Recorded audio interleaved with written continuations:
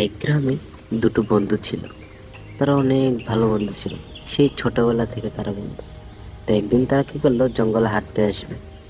হাঁটতে হাঁটতে তারা জঙ্গলের অনেকটা গভীরে চলে গেল এবং হঠাৎ তারা রাস্তা হারিয়ে ফেললো।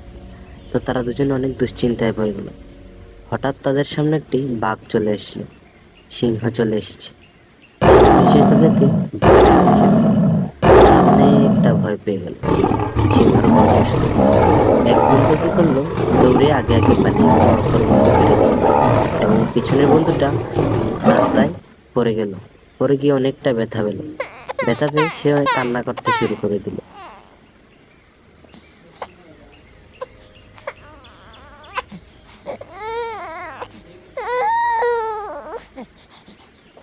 অতঃপর অনেকক্ষণ পরলে সে বন্ধুটা আসলো।